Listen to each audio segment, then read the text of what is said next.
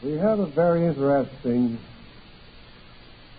program for these Wednesday evenings, and we hope that it will prove useful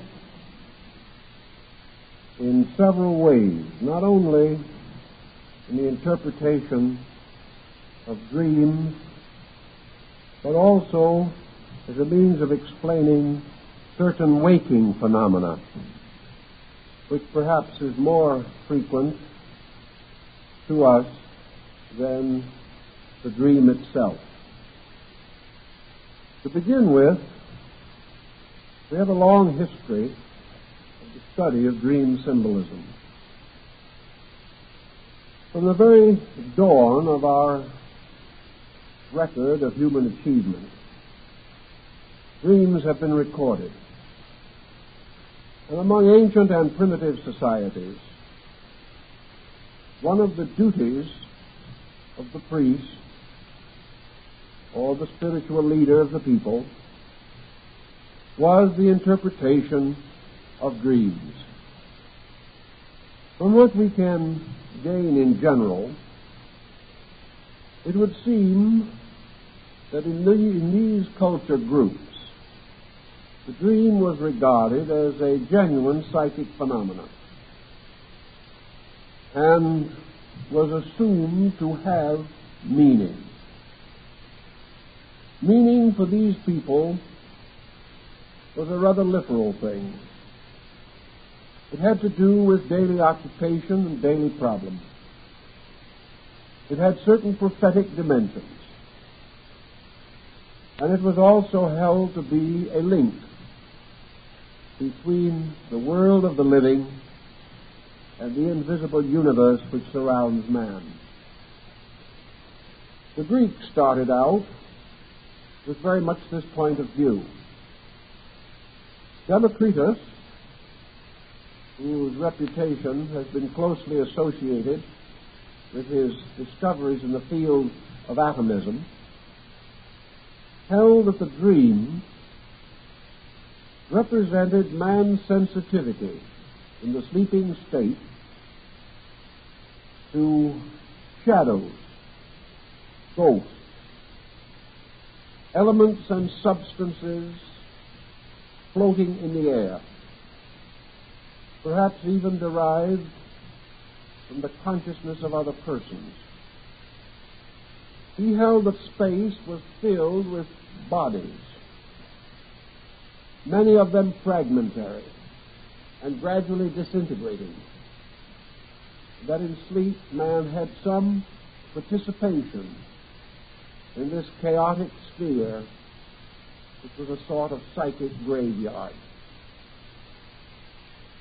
Aristotle, always a more conservative man, in fact he came to be regarded as the very embodiment of the conservative mental viewpoint, was inclined to suspect that dreams arose within the individual himself due to psychological factors in his own nature or from environmental pressures affecting his personality and his rest. Cicero liked to think that dreams were prophetic, except those after heavy meals, which he doubted to have a divine origin. Plato probably can be summarized as taking the position that dreams were a form of communication between the internal life of man as his soul or psychic content and his external or physical existence as this was seated in the brain. We do not have too much additional material contributed during the medieval period, where the churchmen who dominated were inclined either to follow Aristotle or Plato. But within the last 300 or 400 years, many philosophers took an interest in dreams, very often as a means of sustaining other broader theories with which they were concerned. Gradually, their opinions moved toward those now generally held. But we may admit without reservation that even today the dream is not fully understood, nor the processes by which it is produced. It is still much of a mystery. Our word dream, from medieval English, from the German, and from old Teutonic roots, seems to come from a word which means to deceive. So that at a very early time, in European culture certainly, man doubted his dreams and began to consider them as the production of some kind of fantasy, not entirely within the boundaries of reality. Thus, in the last 4,000 years, we may say that man has gradually drifted from the belief that a dream was a factual, actual experience occurring in another region or in another dimension of space, drifting through modifications of this concept to the final conclusion that the dream was intimately associated with the internal life of the individual. This is a broad statement and is subject to some modifications, but for our purpose it will indicate the general direction of thinking. The next problem that arises is the content of dreams, and this, perhaps, is the closest to our immediate interest. From the beginning of our observation of dream phenomena, we observe that it is composed very largely of symbols. And gradually it has come to be assumed that a study of symbolism is one of the most simple and direct ways of approaching the interpretation of dreams. Symbolism itself has been so long a part of man's cultural heritage that it may be regarded as one of his oldest and deepest traditions. Symbolism has been associated with life since man began to speculate upon his own origin or the origin of other things.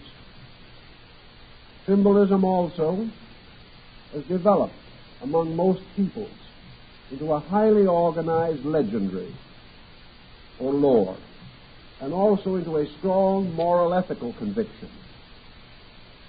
so that symbolism has come to be regarded as a legitimate means of interpretation by which we seek to discover substances or realities under the surfaces of appearances.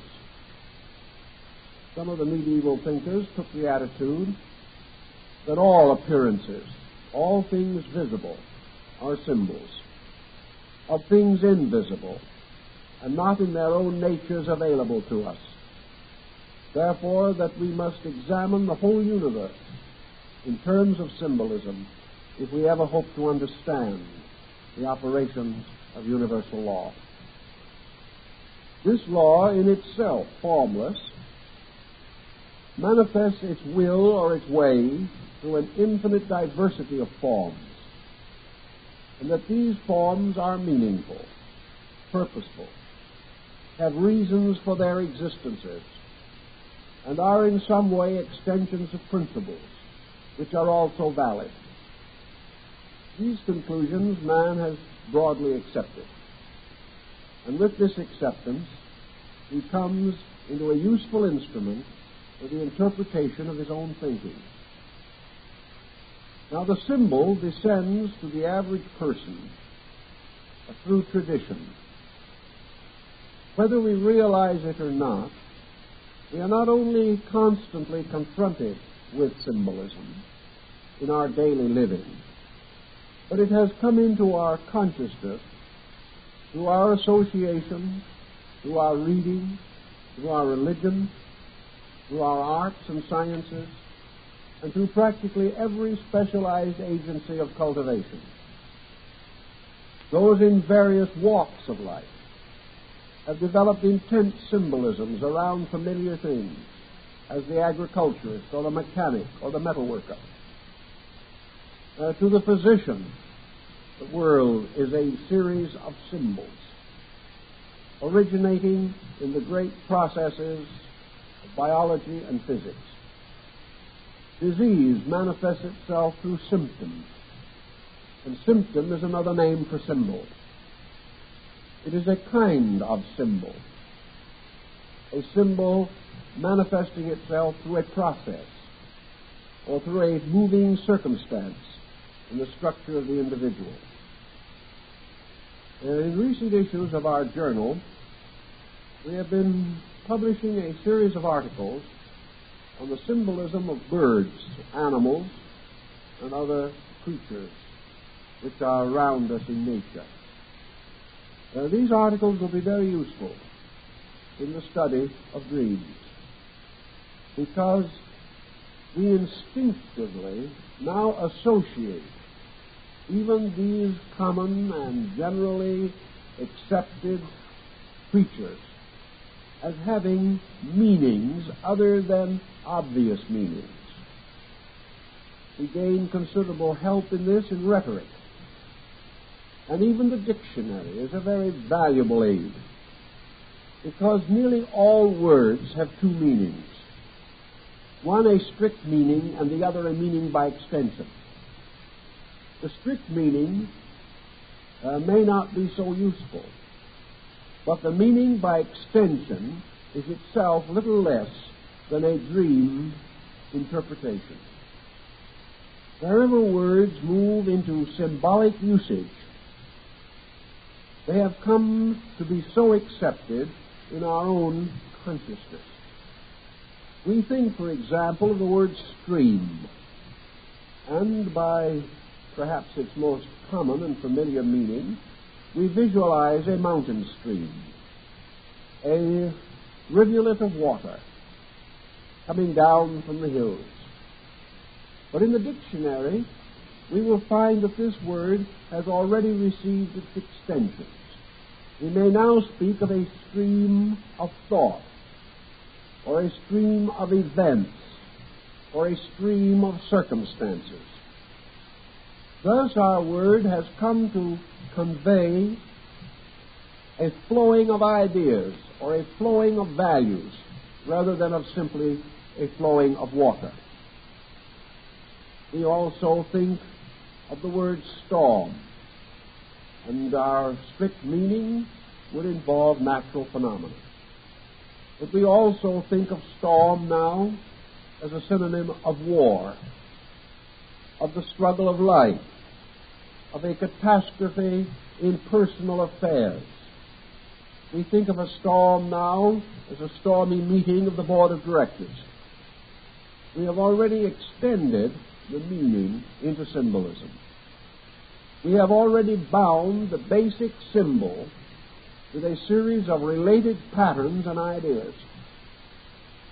And this relationship is a very important clue to the interpretation of dream symbols, because these relationships arise through our own experiences or through our own mental ability to relate similar things, or things which may receive a similar definition, though of nature and substance they are different.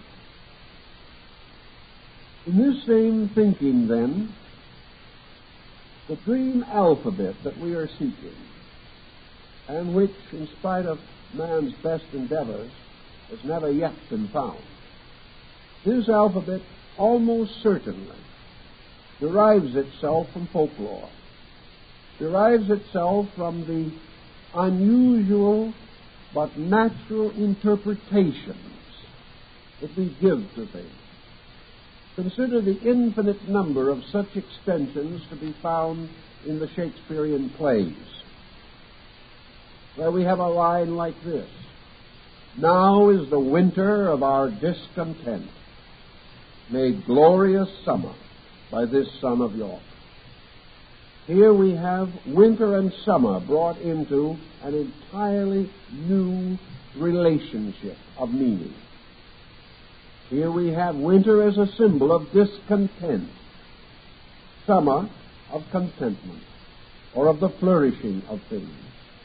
a quite right and proper extension, but one probably constantly going on in our own consciousness, where we are forever creating these delightful parallels or analogies between ideas and using them in various ways according to the particular interests or attachments that we may possess.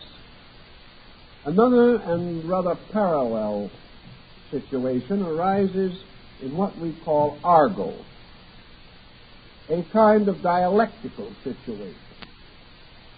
We think now of the many trades and professions that have developed languages that are almost completely unintelligible to the uninitiated. The words used are good English words, but they are given different meanings.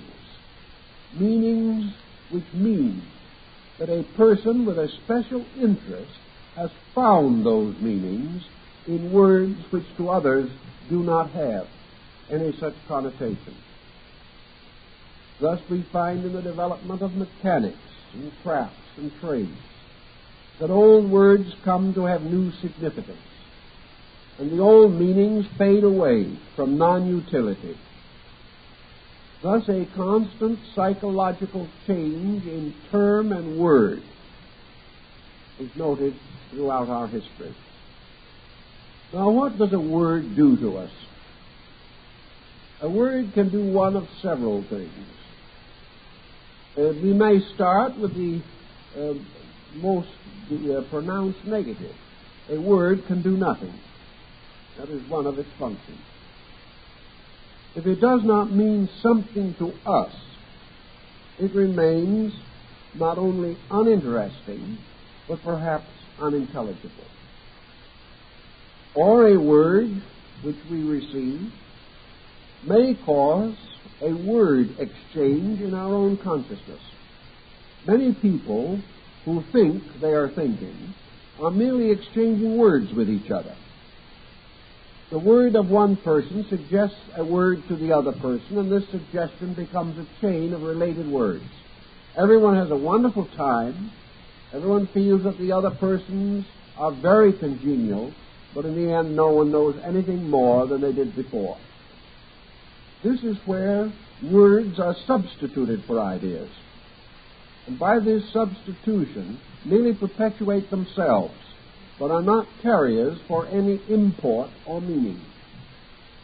Another thing that a word can do, and probably should do, is to cause a meaning to rise in our consciousness. We grasp at the word, and the word becomes the symbol of an idea. We therefore release from our own natures, by association, our own knowledge or meaning of that word. And it is because we have the power to remember meanings of words that we are able to converse with each other. For each word that we hear calls forth its meaning from ourselves. Now, very often, our meaning is not the same as the person who used the word. This leads to what we commonly call misunderstanding, which is simply the inability of the person hearing to call forth from himself a definition of what he hears that is similar or identical to the meaning of the person who spoke.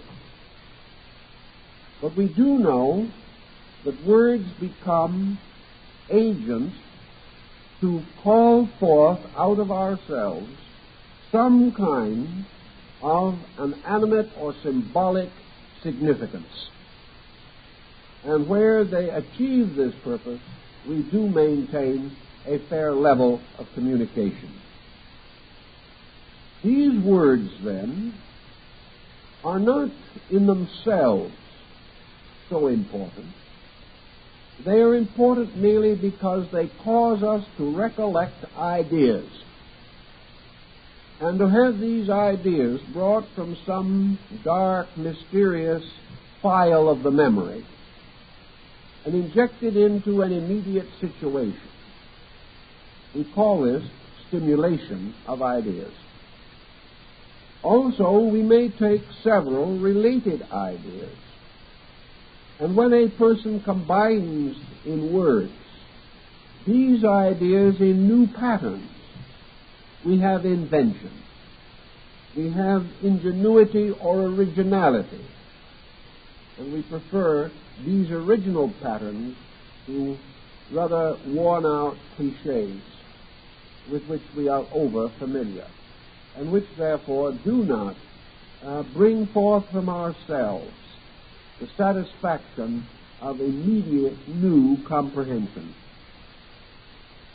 This process has its definite relationship to dream existence, because we dream for the reason that we have this availability of ideas, and to bring them into objectivity requires some kind of an agency, a moving or pressureful circumstance, no longer the word of someone else, but perhaps another kind of stimulation. And this we will discuss in a moment. In the meantime, however, we have one or two other small background points which I think are worth making. Dreaming in man is rather well associated with age patterns. We know that the young, the child, does dream. We know also that the dreams of children are rather easier to interpret because they arise from a comparatively small area of stimulation. There are only certain things meaningful to the child, comprehensible to the child, and it only has an elementary group of symbols with which to react to stimulation. In the case of the aged, and due to the delicacy of the situation, we will now say, by the aged, we mean anyone over 100 years old. But to the older group, the centenarians and so on, dreams also lose most of their vitality in the majority of instances. Dreams among the aged are not as numerous, nor as intense, nor as well remembered. Therefore, we may assume that certain psychological processes associated with age have a tendency to diminish dream intensity. The majority of important dreaming takes place during the period between adolescence and the invasion of age. Therefore, we generally group this into the so-called mature group. Persons of mature years.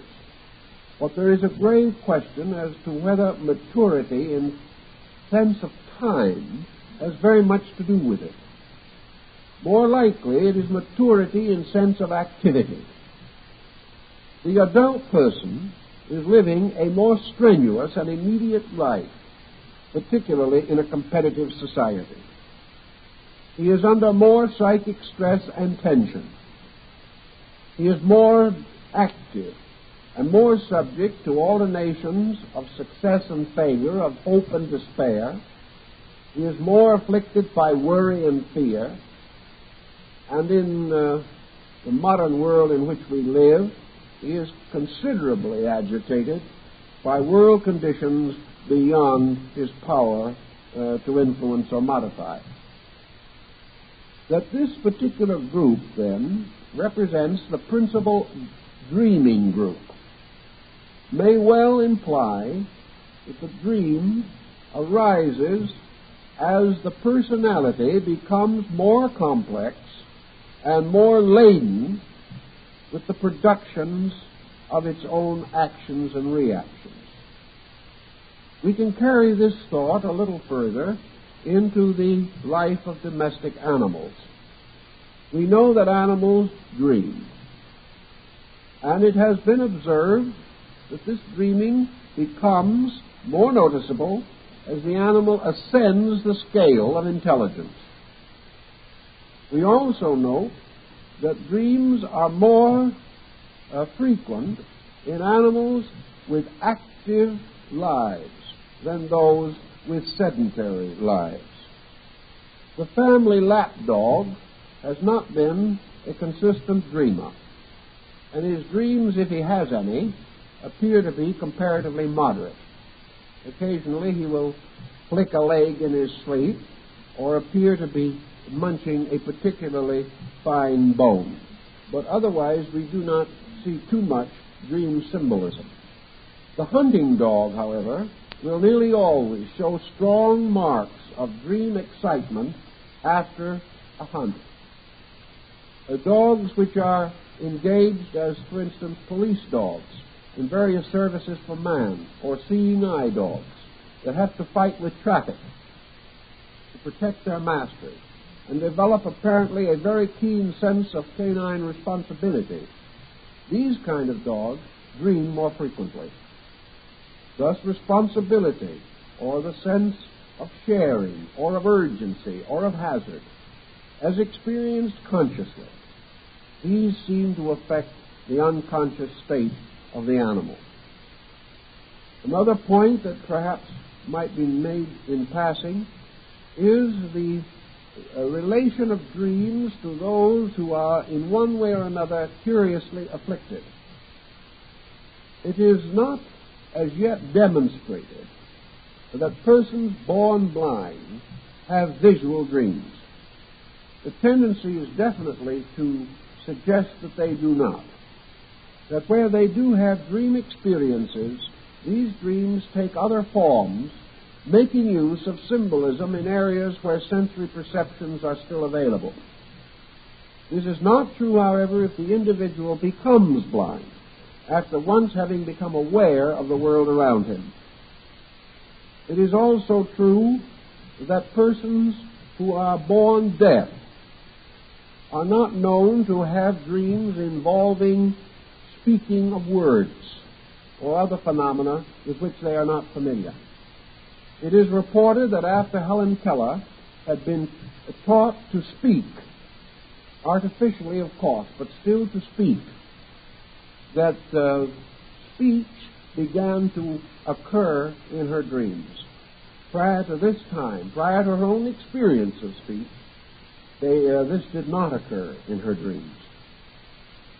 Points of this kind continually point up or indicate some valid relationship between phenomena as experienced by the senses and the mysteries of sleep phenomena as we record them in dreams.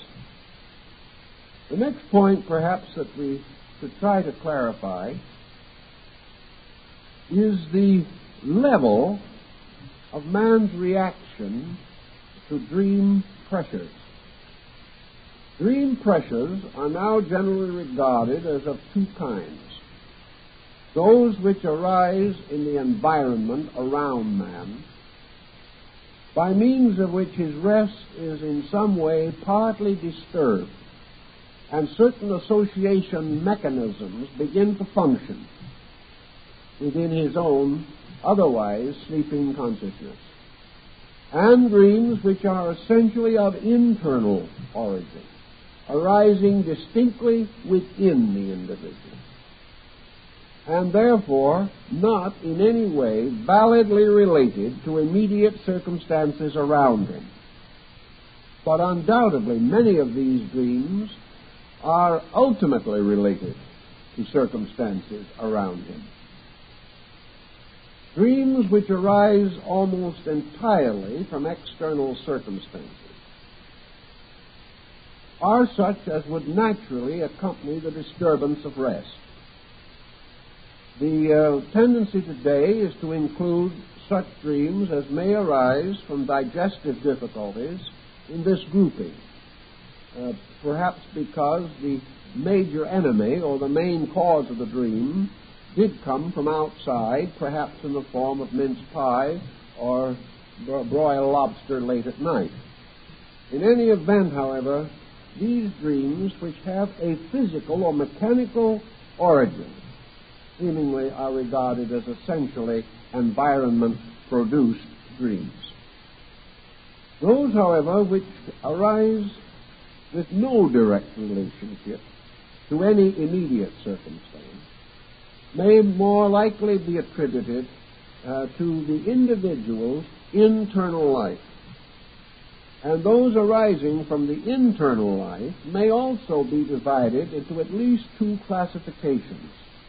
And here we get into rather confusing ground because there are innumerable groups of classifications suggested. But for our present purposes, I think two will cover our need. The first of these groups would arise from the individual taking his daily activities into rest with him. Therefore, the dream, in most cases, can be directly traced, if not to the circumstances of the preceding day, at least to a series of pressing circumstances which have occurred recently, or which represent the natural, probable human reaction to fear or worry or tension or stress or anxiety of some kind. The second type of internal dream would appear to be considerably detached from these considerations and may be regarded as indication of the pressures of basic temperament. What the individual is begins to press itself upon his awareness. Therefore, the two internal groups can be said to be composed of what the individual is and the result of what the individual does. And these are now held to explain most dream phenomena. I think it is wise, however, to consider the possibility of a minor reclassification. I think we may include as environmental dreams all dream phenomena which arises from environment, whether immediate or remote, whether it be something brought forward from childhood or something which has occurred within the last few hours before sleep. All of these generally belong to one classification, broken up into time groupings. The second class, or internal dream, would seem to be that type which has no essential relationship to any immediate event or even a known remote event, but seems to be the exercise of the temperament or essential nature or individuality of the person, who is in this case explaining or interpreting himself or bringing himself to bear upon the circumstances which affect him.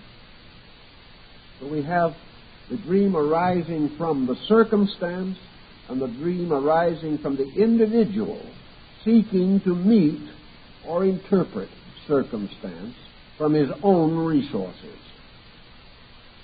The dreams in these classifications can, of course, be added to in several ways.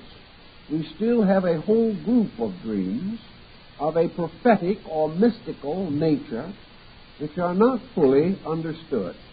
The materialistic psychologist wishes to classify them with the general body of dreams, assuming that they are only a specialized type of reaction to the pressures of circumstances. The mystic, however, is inclined to feel that the mystical dream or the mystical experience in itself is valid, that it represents a direct contact with some superior level of intelligence or consciousness, but that this contact takes upon itself the familiar dream symbols in the process of moving into objective awareness. Therefore, the symbolism may not be essentially different but the level and quality of the meaning behind the symbol can be in many ways modified or changed.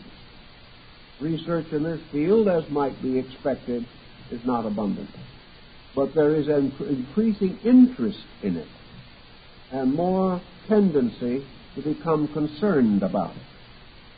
Also, in the general heading of environmental dreams, a new factor has been imposed in recent years in the study of atomism and in the development of electronics and related sciences.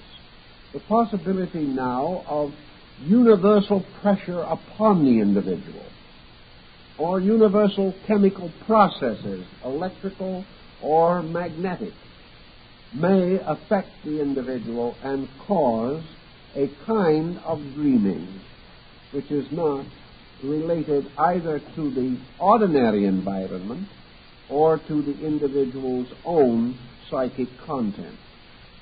This may open a comparatively large field of research and is beginning to take considerable significance in our thinking. Another phase of our dream problem, which perhaps will have to be ultimately explored, is the relationship between the dream per se and what we call daydreaming.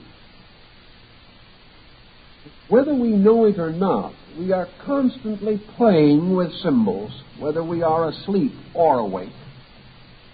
And when we misunderstand our neighbor and turn bitterly upon him and blame him for something which was not his meaning, we are actually involved in the same process as dream interpretation. We are actually dreaming awake because we are calling forth these symbolic shadows and attempting to use them in the grasping of ideas.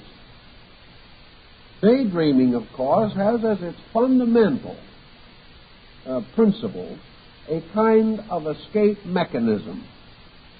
The daydreamer is a person trying to live in a private world, not getting along too well in the public regions in which he abides. He decides that it would be more pleasant, more comfortable, and in his own thinking, better for him to invent a world. And he invents it as diligently as the story of Gulliver's Travels represents an invention. He invents a world in which he is always right. Now that is a delicious state of affairs. The only difficulty with it is it remains an invention, a delusion, and a snare, because it assumes something that cannot be assumed, namely that he is always right. Also, in a way, his rightness is associated with certain weaknesses of his temperament. Whatever may be the principal handicaps of his life are always neutralized in the daydream. He finds himself, therefore, always an object of admiration. He is always a perfectly splendid being. He is not only always right, but he is always magnificent. He is also privileged to exercise authorities and freedoms which are not possible in his daily life. So in daydreaming, he develops all kinds of utopias based upon almost any subject, from retiring into a monastery in the Himalayas to becoming a beachcomber in Tahiti. Whatever seems to him to bring him freedom from the pressures which affect him and for which he is not able to make adequate compensatory adjustment. Whatever gives him then this sense of total sufficiency is in some way shadowed in his daydream. His daydream can therefore be analyzed to the end of determining the inadequacies or imperfections of his own psychic processes. And in his daydream, he consciously builds. In his ordinary dream, he unconsciously builds. But in both cases, he is working with the same basic materials. And that which he builds will also tell a story of himself. We know the architect by his house. We know the individual's nature by what he seeks to achieve and what he seeks to escape. These may be clearly indicated in his daydreaming or in his sleeping. Also, by nature and choice, man surrounds himself with symbols. He surrounds himself with various emblems or devices, colors, sounds, forms, substances, which in their own ways tell what he is. They may also reveal that which he is not, and they may definitely reveal the areas of tension or stress which are most dangerous for him. If, therefore, we are inclined to read man's sleep symbolism, we should also read with equal interest his daylight waking preferences, those things which most interest him, those things which bring him the greatest comfort, the type of picture he finds congenial, the type of music he listens to, the arrangement and color harmonies or discords of the furnishings of his home, the selection of a model of an automobile, the programs he watches on television or radio, or he listens to on radio. These things are all symbols of attitudes and processes taking place within his own consciousness.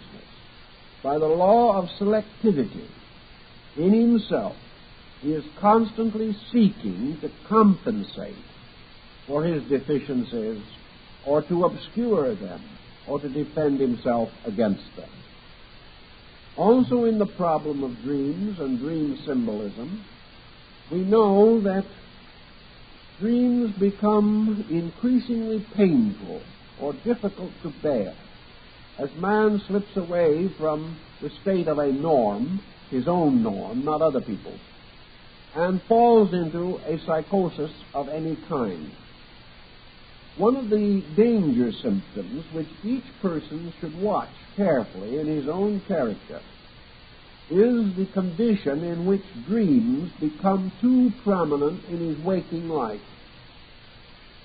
A person, for instance, who gets up in the morning with his day overshadowed by a bad dream and may require several days to recover from that dream, or may desperately attempt to accept something which he has dreamed about as a fact and allow this to influence his conduct while awake. Such a person is not in very good shape, and something should be done on his own part at least to gradually correct this condition, because if he allows it to drift too far, he may find that the pressures of his subconscious take over in his conscious affairs, and this could be extremely difficult and dangerous for him. Therefore, if someone has a dream in which a neighbor is unfriendly and doesn't speak to the neighbor for a week afterwards, this is not good. This is truly allowing ghosts to take over. And unless the dream is supported by adequate evidence, then it is not well to allow it to be too influential. I've known cases where a person, having thus had a dream of someone else, and becoming very edgy in the presence of that other person, very unfriendly, and very obviously displeased, has of course caused the other person to react in like manner and apparently prove the truth of the dream. which, however, began merely as a sleep symbolism, which may have had an entirely different meaning from that which is obvious. This brings us then now ahead into the problem of our dream alphabet. And one of the simplest points that we must make at the beginning of this is to remind the individual that the majority of dreams are not to be interpreted literally. Of course, occasionally one will be found, particularly a prodromic dream, or one relating to health, in which the individual has a clear premonition of physical difficulty. This type of dream may require or invite a medical checkup. But for the most part, dreams are not to be regarded as literal. This is a sad mistake that most people make, and accounts for the fact that probably in the last 30 or 40 years, I have had several hundred letters from people who had had a dream that a continent was going to sink or a city be destroyed, and hastened to inform me that they had had this dream. They were then, of course, I hope, pleasantly disappointed when the city did not disappear or the continent did not sink. They weren't quite able to understand how they could have so clearly seen Detroit go up in smoke and nothing happened. This was before the age of smog, so we can't blame it on that. But these people tried to assume that particularly a menacing dream or a dream of disaster has to be literal. Their thinking perhaps is based upon the fact that they have read of cases where persons have had prophetic dreams that were fulfilled and were thus over-influenced in their own thinking. But the majority of disaster dreams are never fulfilled for the simple reason that they were not intended to be regarded as literal stories of a disaster. The disaster described in the dream was of a different type, but the person was unable to make the symbolic adjustment. So it is natural for us to recommend that all dreams be considered symbolical unless other testimonies of an extraordinary nature are present. The symbolic dream always has to be solved by an answer to the question, what does this dream mean to me?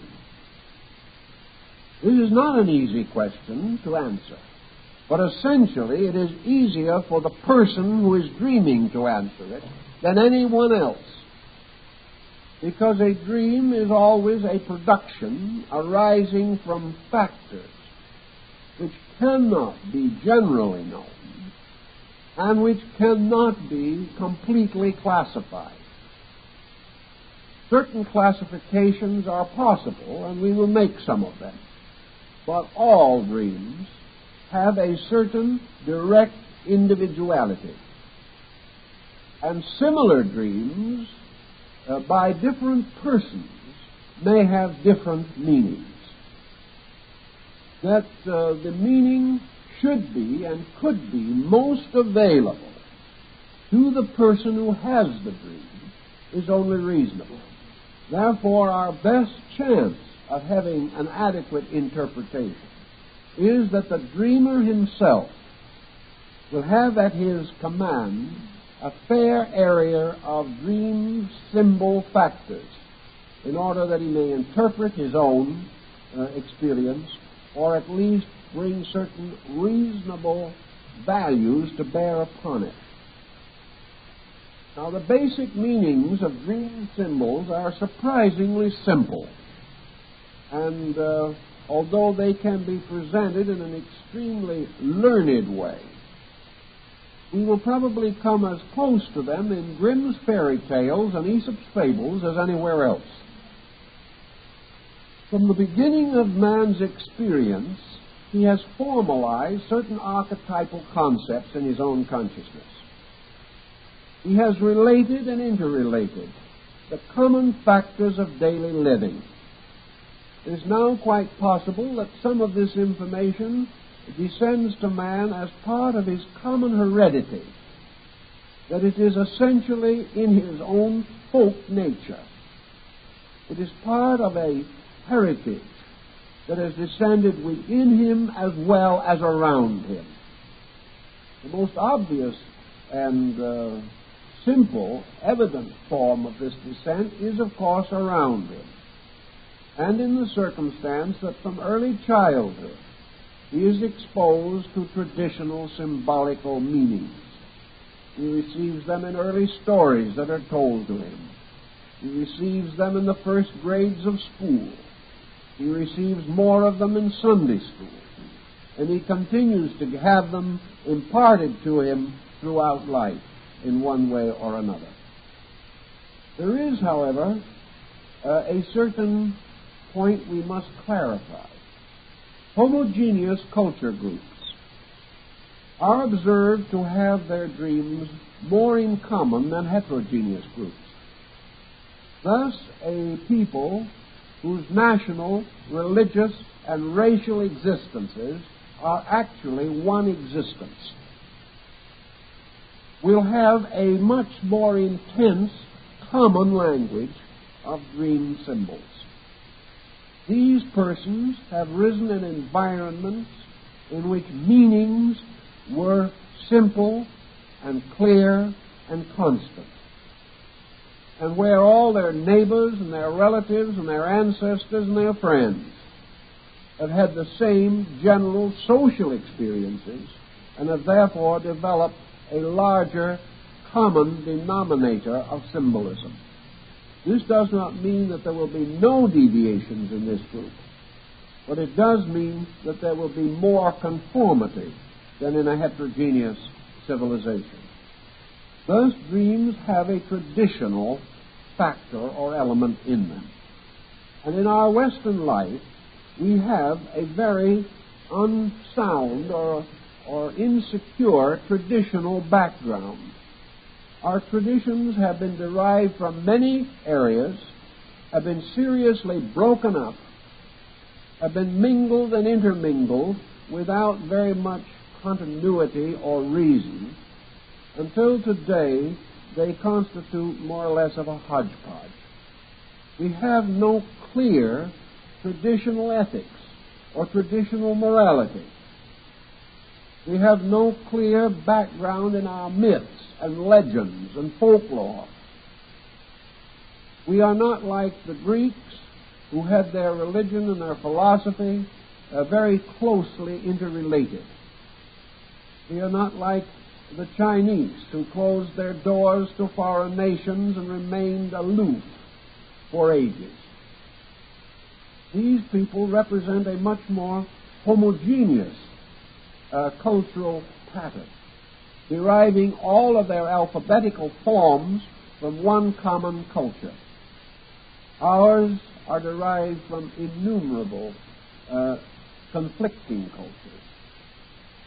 This, in a sense, enriches the fabric, but it also compounds the difficulty in bringing the essential symbolism within our conscious control. On the other hand, all peoples, regardless of their areas, have had certain symbols in common. These symbols include particular natural forces, for in all parts of the world, nature is reasonably consistent. It is true that in some areas we have a temperate climate, and others a torrid. These will modify. But all over the world, if a man falls in the water and cannot swim, he will drown. All over the world, an individual who does not eat will be hungry. And all over the world, an individual who is tired goes to sleep. Thus, there are these large common patterns to which we may turn for certain generalities, which must then be carefully special. If we use the familiar stories and legends that we know, we shall gradually come into possession of a series of related concepts by means of which we can come into control of a great number of dream symbols. It is not necessary to list all of them, because you can sit down yourselves with a piece of paper, put down a series of basic words, and then explore your own understanding of these words.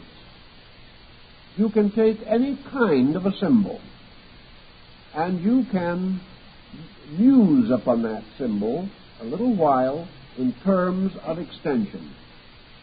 You may not arrive at what might be regarded as the classic meaning. In probability, you will not, for the reason that the classic meaning would be an absolute norm, and the average person cannot be absolutely normal in his reaction to anything. You will, however, gain not only a general concept, but also perhaps a particularly colored one, suitable to your own needs, and telling you what this symbol particularly means to you. Thus you can take almost anything you can dream about, and you can put down the basic thought, and you can begin to improvise upon this theme. It is almost the same as certain basic word tests in which you search for word association. But in this case, instead of seeking for similar words, you seek for related meaning. Well, we'll take a few and try and show you what we mean by this. Let's take a very old and common symbol, a rabbit. Now, if for some unknown reason, or at least unexplained reason, you should in your sleep have the adventure described in Alice in Wonderland, in which this young lady, having gone to sleep, was confronted by a very prepossessing rabbit that not only looked well and dressed well, but also spoke with a distinct English accent. This rabbit became a kind of conductor and led her down into the earth where all her adventures took place. Now, this rabbit symbol, what does a rabbit suggest to your mind? It suggests many different things.